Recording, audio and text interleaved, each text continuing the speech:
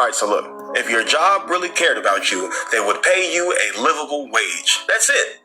That's the whole test. Not pizza parties, not we're all a family here, not free donuts on Friday morning, but money, cash, dinero, enough to live without choosing between rent and food, enough to take care of yourself without drowning in debt. If they cared, they would prove it in your paycheck. See, these jobs, they love gestures. They love balloons, slogans, team huddles, potlucks. They love telling you how important you are while quietly cutting your hours to save payroll. They'll throw you a cookout for Employee Appreciation Week, but they won't give you a raise that covers inflation. They'll hand you a certificate for outstanding performance, but they won't pay you enough to afford the apartment that you're going home to. And the wildest part, the craziest part of this whole thing is they act like those crumbs should keep you happy. Like a slice of cold pizza in the break room is going to make up for the fact that you are one paycheck away from eviction. If they cared, they wouldn't need to bribe you with cheap tokens.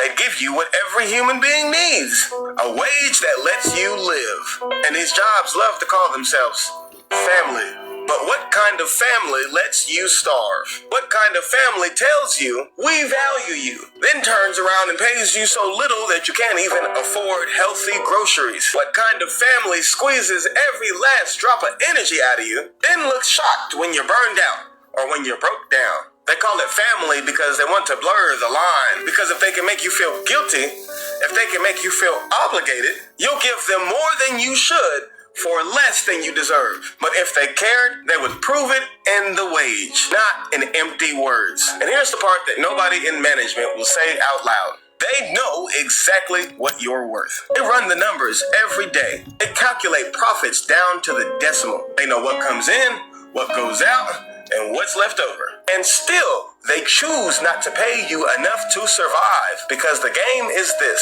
the less they pay you, the more they keep for themselves. Your exhaustion funds their vacations. Your missed meals fund their bonuses. Your years of loyalty fund the stock market buybacks that make them rich. If they cared, they wouldn't use your struggle to fuel their luxury. When you finally say, I can't live like this, when you ask for a raise, they flip it on you. Suddenly, you're entitled. Suddenly, you don't understand how business works. Suddenly, you should just be grateful to even have a job. That's not care.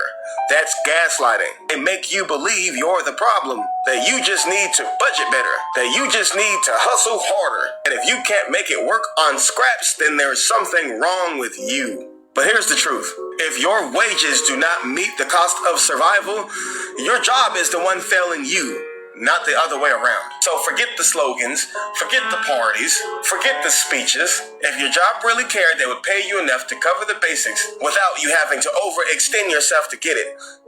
You shouldn't be unaliving yourself working so hard to get the basic needs of survival. If your job really cared, you wouldn't have to work 50, 60, 70 hours a week just to make ends meet, just to scrape by.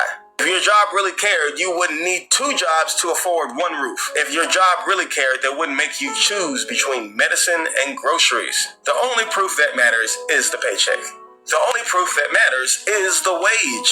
And until they're paying people enough to live, not just survive, don't believe the lie that your job cares about you. Because if they cared, you wouldn't just be surviving, you would be living. All right, so look, if your job really cared,